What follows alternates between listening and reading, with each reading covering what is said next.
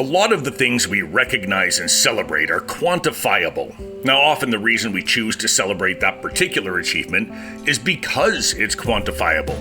Think of batting titles in baseball, or the Art Ross or Maurice Richard trophies in hockey. There can be no debate about the winner because the winner is chosen numerically. The same is true of measures like an H-index in research or a grade point average in school. But what of achievements that don't fit so neatly into a numerical box? My name is Eric Bowman. I'm the communications specialist at the Canadian Psychological Association, and this is Mindful.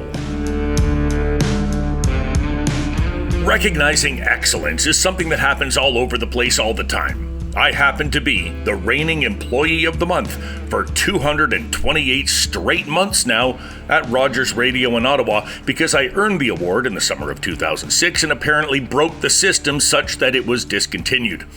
I still tell everyone I meet. But a recent article about the focus on academic achievement when it comes to awards for kids in school sparked my interest. How does this focus on quantifiable academic performance leave other kids behind? And what kind of pressure does it put on those who are in the running for the top mark in, say, chemistry? I reached out to one of the psychologists quoted in the article to find out. My name is Dr. Linda Iwenofu. I am a clinical psychologist who is licensed to practice in Ontario. I'm also an assistant professor at the University of Toronto, Ontario Institute for Studies in Education.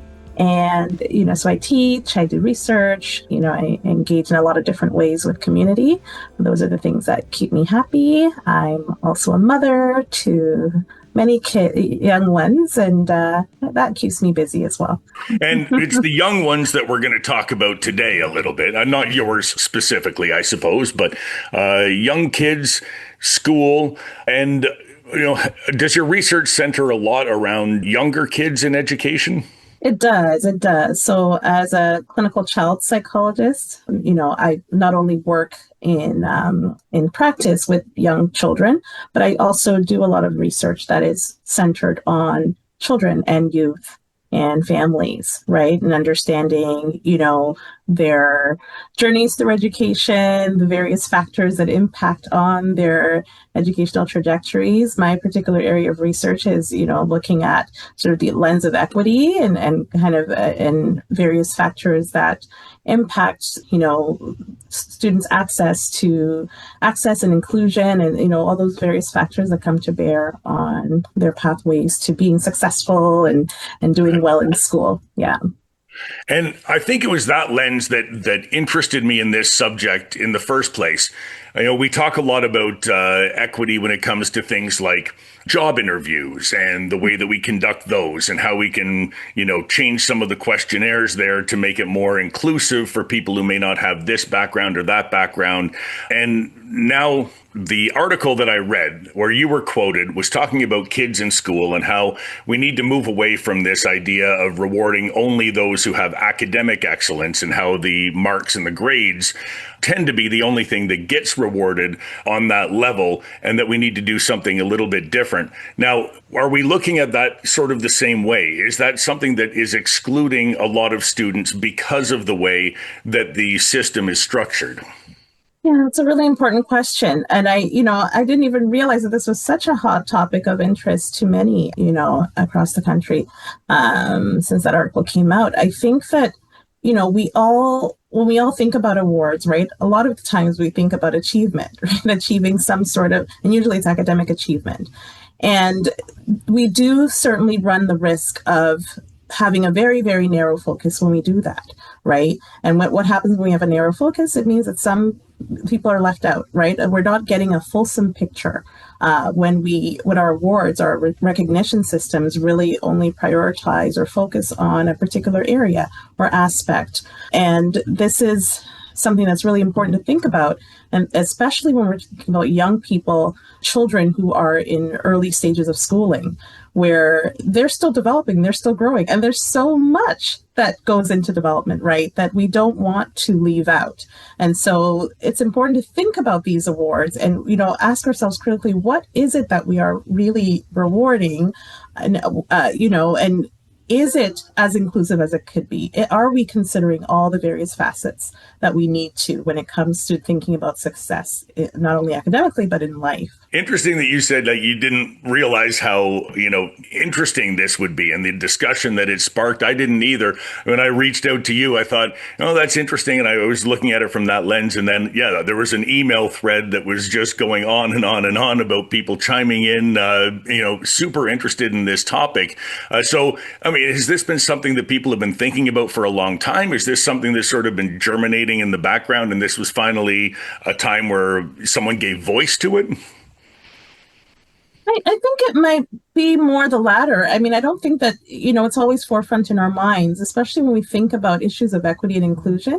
We're kind of living in different times where I think there's an increased awareness of some of these issues in terms of not only being aware, but speaking out about them, right? And kind of starting to challenge and rethink existing systems and existing ways that we've always kind of done things. So I don't know that people, kind of are always having this forefront in their minds, but I think that because of the change in culture and the increased awareness and increased openness to kind of engage in these kinds of discussions or maybe debate, if you want to call it that, depending on where you land, people are paying more attention and people are starting to, really more in a more forefront way ask these questions and want to kind of better understand why do we do things the way we do, and is there not an opportunity to change things.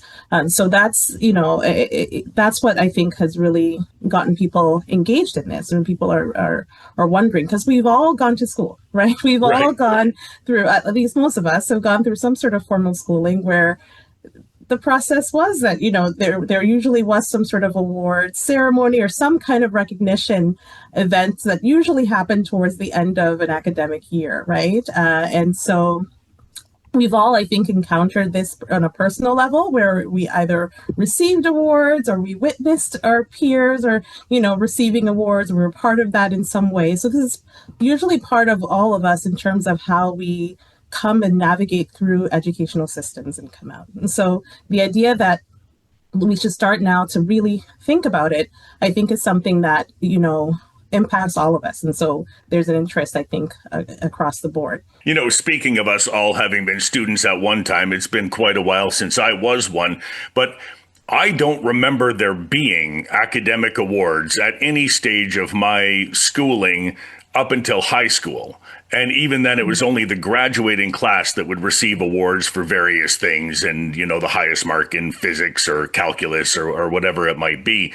Now, that may just be that I wasn't eligible for those awards because I didn't have good marks. I don't really know, but I don't have any recollection of those existing when I was a kid. Is this something that's really prevalent now? Is this something that happens sort of at every level? You mentioned much younger kids, are still developing and forming. I'm guessing we're talking about like 9-10-year-olds at that point. Is this something that happens a lot now in the school system? Yeah, that's a good question in the sense that, how have these sort of recognition processes evolved over the years? I would say that more recently, you do see, I think there's been perhaps through, teaching school and so on, that there's a greater recognition among schools and educators that students enjoy recognition, right? That it does something for them. And so I think you see more and more schools compared to the, many, many years ago, engaging more with sort of these more formal award ceremonies, even earlier on. So even in a middle school or early elementary years, you see it happen in various forms. Some schools have, regular assemblies where they might recognize students, or very often you will see that happen at the end of, usually sort of important transitional stages, right? So end of grade 6, if you're in Canada, or as you're entering middle school, or as you're exiting middle school and looking at post-secondary education. And as you said, for some people, their only memory of that was in high school, right? This is where they start to kind of dole out some of those awards as people are thinking about what they're going to do, perhaps after graduating high school. So I think there's a variation in terms of people's experiences of that, and definitely a trend towards more school systems kind of embracing this idea of, giving recognition to students even earlier than high school, at least more so than in the past. I'm reminded of a story my sister told me. My sister is a teacher. She's now teaching middle school, but taught for a couple of years in Kuwait. And it was an all girls school in Kuwait. And at the end of, I guess it was about the equivalent of what's grade 8 here.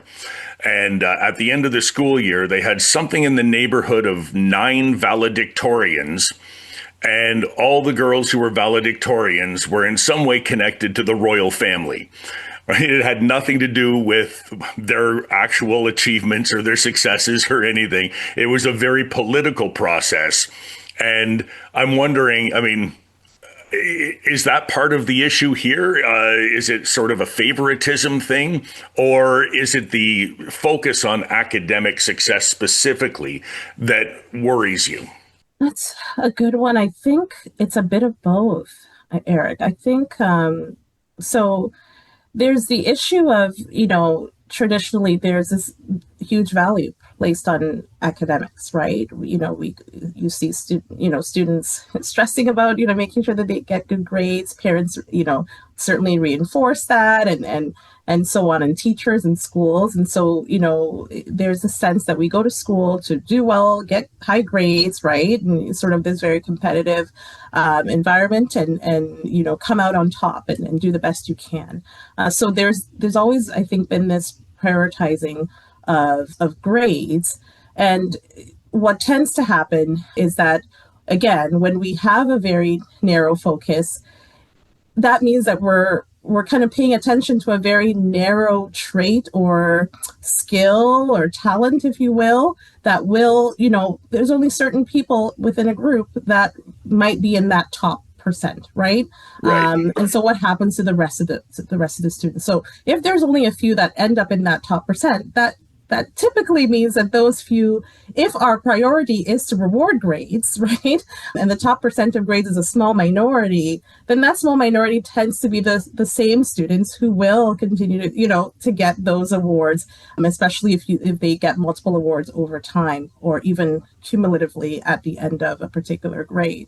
So that it can look like and certainly feel to many students like a favoritism game, right? Like there's certain students that prioritize and they're the best and they always are the ones that sort of get called up, and it's interesting, I experienced this when I was, if I could think back to when I was in grade school, I was one of those kids who was definitely a bit of an overachiever. I'm a parent of immigrants, immigrant myself. And so we came with a very sort of set mindset about really achieving high as sort of your ticket to doing well in life, right, and opening other doors that maybe you wouldn't have otherwise had access to. So there's a certain mindset that some families certainly come into it with, and so remembering myself being one of those and remembering the stress and the sort of sense of having to compare myself to my peers and so on, and wanting to be within that small percentage of students who were, in the top and would usually be the ones that would get multiple forms of awards, right, for all the different subjects and so on. But what I witnessed for sure, personally speaking, was there often were the same group of students who were receiving the awards. And even though in many, at least in my, high school, maybe middle school, I was sometimes on that receiving end of that. Even there, you always felt, that there's something about this that isn't quite right? Because you have peers that excel in so many other ways that I thought were wonderful, but yet they were not recognized for all the other wonderful traits that they had. So, it definitely can feel very much like a very biased system. And that's exactly what we want to start to change and, kind of think about differently when we're thinking about these recognitions.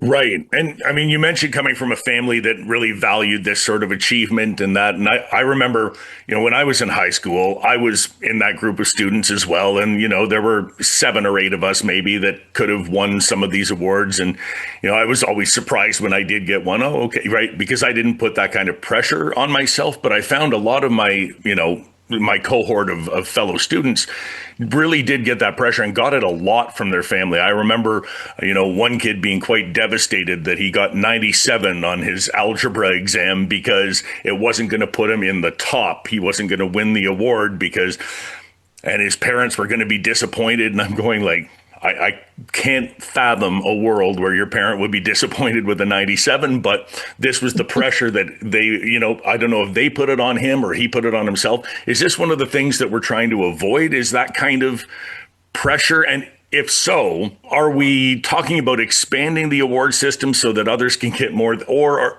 doing away with the academic awards altogether? Eric, I think it's exactly that we're talking about, that issue of the impact that this very having a narrow focus in terms of what we're rewarding, what it can really do to our students, right? And it works both ways. So for some students, they who are on the included side of things, when we focus on academics, they're high achievers and they're always striving for these awards, but it can create this sense of constantly comparing yourself, constantly sort of, being in a state of anxiety. So we do see, young people, that these awards, when they're focused in this narrow way, that it can contribute to anxiety, depression, high stress, right? Because they're always in this state of feeling like they have to do better and compete. On the other end, same thing, for students who may not be on the receiving end of those awards, who may have never gotten up on stage and or whatnot, or received an award for their academic skills. They also, tend to report feeling more stressed out, a lower sense of self-efficacy or self-esteem, decreased motivation, right, to pursue anything, because it's sort of a sense that that'll never happen for me. It hasn't happened, and so why would you be motivated? So it really can have a very devastating impact on young people in both directions. And so why continue to do something or reward students in a way that perpetuates this? And so that's exactly what we're talking about, is really thinking about, well, how can we approach these recognitions in a different way that minimize at least this sort of sense of high pressure, peer comparison and all of that doesn't really benefit anyone. And at the end of the day, is there not a lot more that goes into a person than academics and, those particular Right. outcomes? School is a place to prepare students for the real world. And the real world, there's a lot of talents and skills and traits that we can bring to the table. Right. And so we want to encourage that in young people. We want to help them build and motivate them to cultivate certain skills and traits, right, as they're growing and developing and learning in school. And part of that motivation is, rewarding students for showing some of those traits beyond, the outcome, or very visible outcome of, high grades. So we want to build whole, well-functioning, well-rounded students and people who will go into the world and do wonderful things. And so one small way that we can start to do that is by rethinking the way that we motivate students, and awards and recognition times is one way that we do that, right? And so, how do we rethink this and approach it in a different way? Well, what I've been talking about and sharing with people is really thinking about inclusion and thinking about the whole person.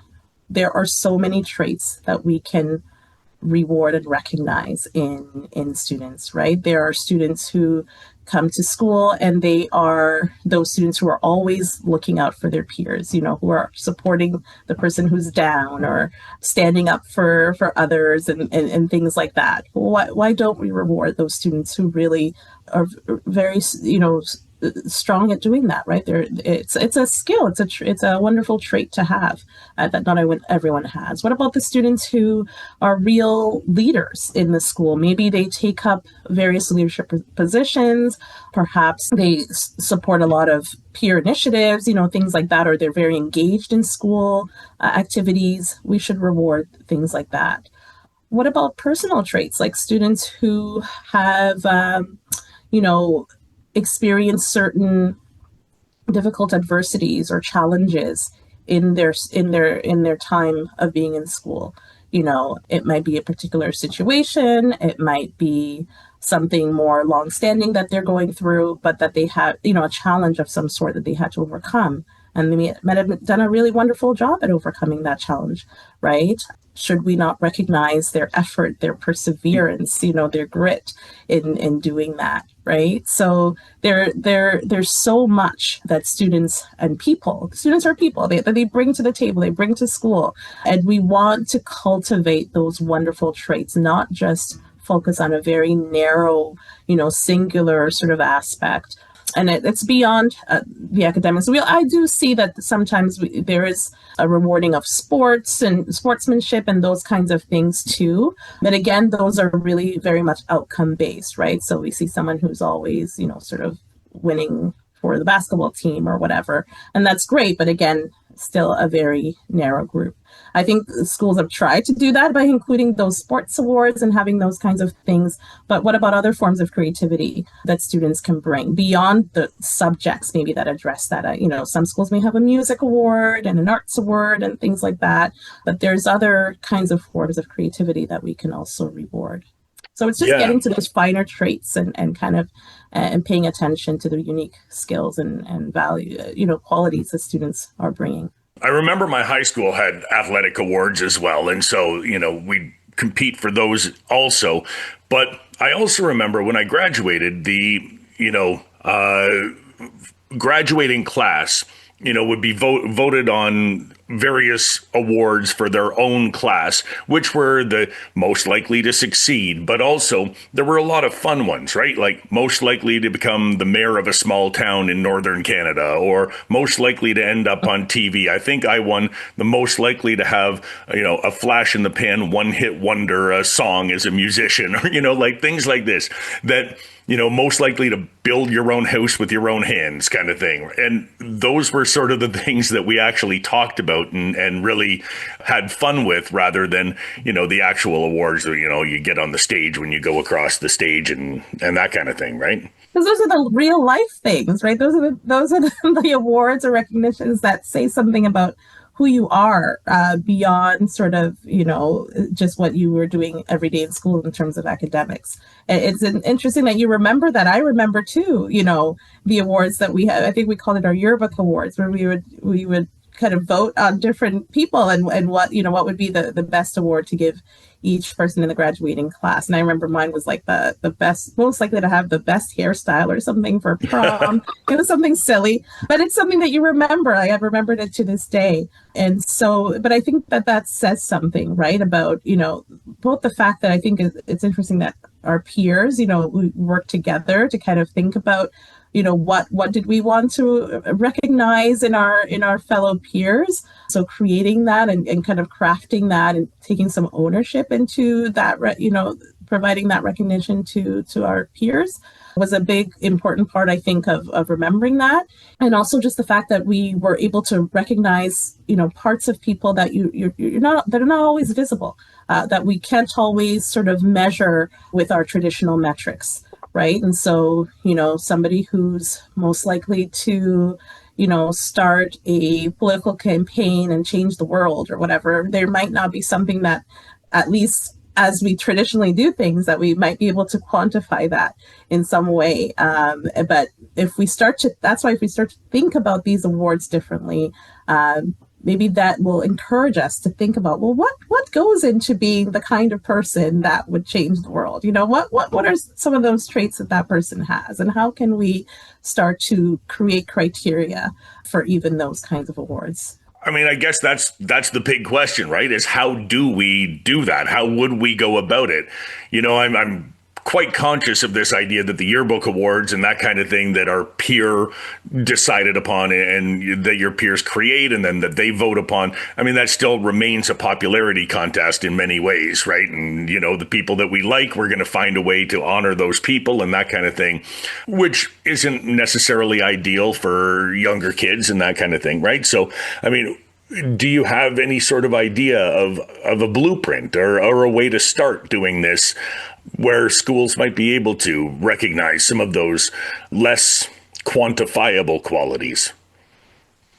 Yeah, I mean it's a big question, and I think when we talk about development, there's a wide range, right? So we have to be sensitive in terms of what age group that we're working with. I think if we really want to start reimagining awards, and if there's a place to start, first of all, I think our school systems are the place to start doing that. If we're not showing or modeling in our schools what it is to sort of prioritize and value a human being holistically, who we're preparing to go into the world, then where else are we going to do that, right? So schools are definitely well positioned to do this kind of modeling, but I think we start early. I've seen schools where I know in my children's school, they start with kind of coming up with, and you do this at multiple levels, at the school level, at this classroom level, where either the teacher in the classroom and or the broader school community kind of comes up with or agrees on particular values that are important to them. And then they go from there and kind of work out, what kind of school culture do we want to have? What are kind of the kinds of traits and qualities and characteristics that we want to see in our school community, in an ideal school community that is functioning really well? What kinds of students do we want to have? What kind of qualities should students have, and should we prioritize? So really kind of collaborating both as a whole school system, but even as teachers in a classroom, and it doesn't matter if you're in kindergarten or if you're in grade 8, is to think about both as a teacher yourself, but also in collaboration with the students, what are some of the things that we like to see in our peers, and then start small with like a regular sort of monthly recognition of students who are showing some of those qualities that you're prioritizing. So it's first committing to like this sort of change thinking that there's more to students than what they're bringing to the table academically, right? If we first kind of say, both as a teacher, you could start there, and as a school community, that, hey, there's more to our students than just these grades. We want to minimize those negative mental health impacts that come when we don't really recognize holistic, sort of the person holistically. So that's one thing. You want to make sure that everyone's sort of on the same page in terms of recognizing that there is a negative impact, and we want to recognize more than what we do. We want to be more inclusive. So then it's sitting down and thinking about, well, what do we want to include? How can we broaden our vision of wonderful outcomes or skills or traits? Yes, grades are included. Grades should definitely be something that we celebrate. We should celebrate sportsmanship, which, different skill in various different subjects and all of that.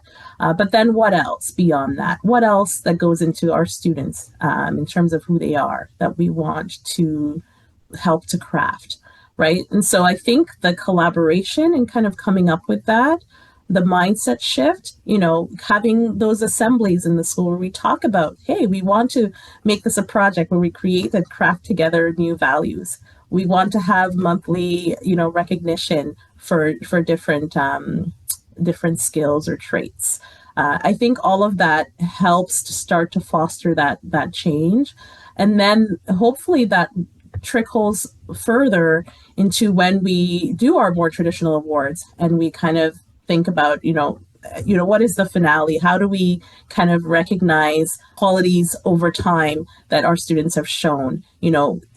Yes, academics will be part of it, but then because we've been practicing in terms of, coming up with these different values that we've been sort of rewarding students with and so on, it makes it easier, right? To then think about, okay, over the course of 4 years, over the course of, a couple of years in middle school, what are the various ways that different students have stood out? You'll see that not only will it feel more inclusive, but students, they'll hold a greater memory of that because they were part of that process. And it's not that I recognize what you said earlier, that sometimes it can be a bit of a popularity contest when you have students creating things on their own, but it's not to say that we just leave them to it. That it's really to help them add their voices to that process too, right? And Yeah, students are pretty knowledgeable about each other. I imagine so. And I'm just thinking, I imagine a lot of this would have to be sort of trial and error, right? Over time, you build a better system, and that a lot of this is a balancing act, right? Because you don't want the new awards, the new traits that you're valuing, that you recognize, to become competitive the way that the academic ones are competitive and have that kind of pressure. You also don't want to have a situation where everyone gets an award and therefore no one cares about any of the awards, right? So there has to be some sort of balance in there. I'm also like sort of thinking about the way that the reason that the competition, it struck me at the time when I was in high school, the competition for the high marks and the competition for the athletic awards and that sort of thing came from the prospect of applying to a university, and the idea that if you could put that on your resume when you applied to a university, you were more likely to get a scholarship, you were more likely to be accepted into the place that you wanted to go, that kind of thing. And I mean, I think what we're talking about here, this kind of award, there's no structure for that in the higher education system, in the vetting process. Would that be part of it, that we'd sort of ask universities to start looking at these things as well, that you'd put those awards on a resume maybe? Or does that create pressure simply by virtue of the fact that it might be recognized as, you know what I mean? Yeah. Yeah. I mean, that's a really important thing to think about.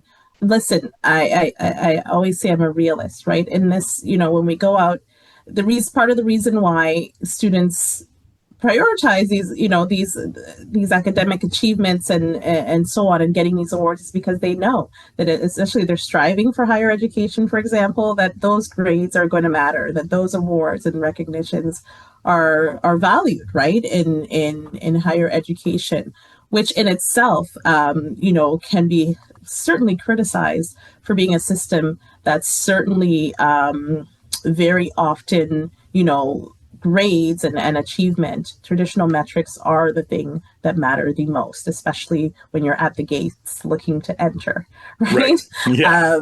Once you get there, there may be a lot of other qualities that you bring to the table that might eventually be recognized. But certainly there can be many that have been locked out of those higher educational systems because of the requirement to have certain kinds of grades, particularly very high grades, especially depending on what kinds of programs a student is trying to enter. So this conversation is one that is applicable across any educational system, but even any organizational system or any place that people live and work and do things, where there's opportunities to kind of look at the individuals that make up that place and what they bring to the table. We all like to be recognized. So higher education needs to consider, how do we what are we prioritizing, and how are we looking at our criteria for the kinds of people and students that we welcome in, because that's a bit part of why there's that pressure early in the earlier grades, right? As students are thinking ahead about what is it that these higher systems value, right? They don't necessarily value that I was creative collaborator or whatever, that I got that award in high school, but that doesn't often translate Right. to maybe what I'm trying to do in higher education or what they're looking for. So I think it's a challenge. I don't necessarily have an answer for that. I would to say that, we have to start somewhere.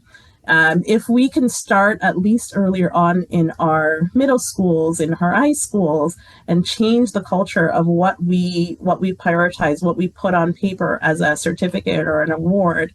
If we encourage students, yes, put that on your resume as something fantastic. Imagine if almost all schools and all students are doing that. Wouldn't that do something to, and you're looking at resumes that have all these creative awards, that might do something to the way we think about qualities and, what we would desire in a student that's coming into undergraduate school or graduate school or whatever it may be.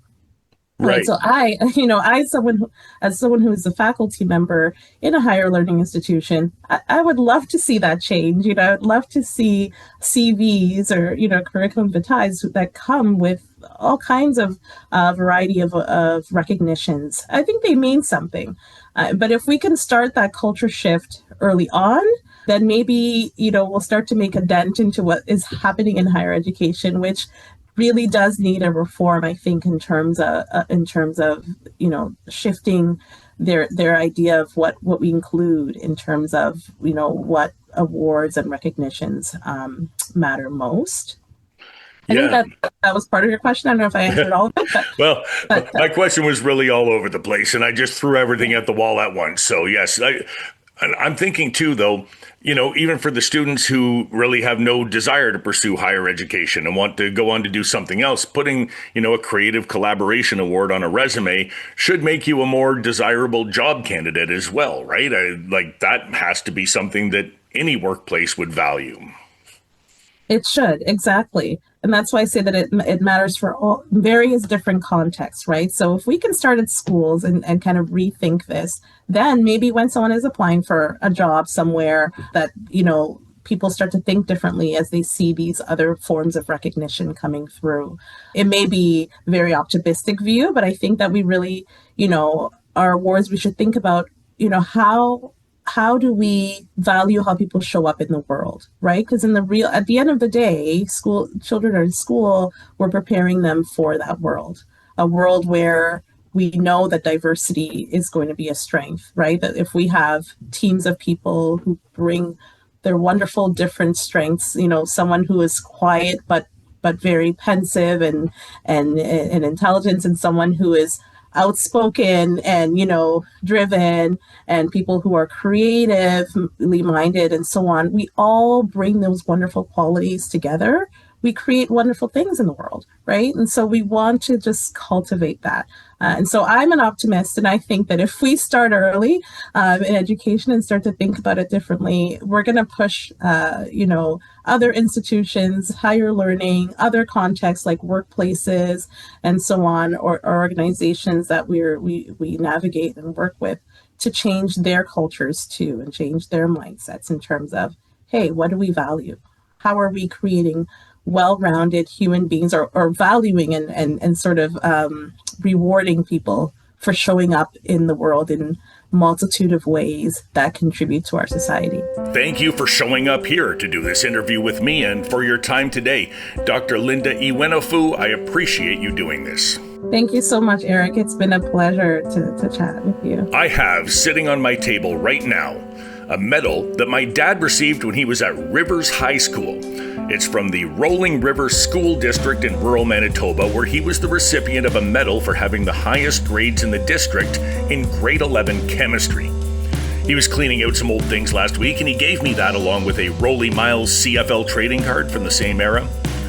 Now, when he gave me the medal, he reminisced a little, and he recalled being rather surprised that he'd earned one for chemistry, as he was stronger in other subjects. He also recalled a friend of his from that high school, who ended up being his roommate at the University of Manitoba, who had a different skill set that set him off on a successful path of his own. People who have those non-quantifiable abilities are often remembered fondly by their peers, and it would be nice if they could be acknowledged in their time by their institutions as well. Thanks again to Dr. Linda Iwenofu for joining me today, and to you at home for listening, streaming, downloading, and sharing today's episode. Mindful is written, hosted, and published by me, Eric Bowman. Our producer and editor is Jamie Montgomery, and our theme song is Avenues by David Taylor.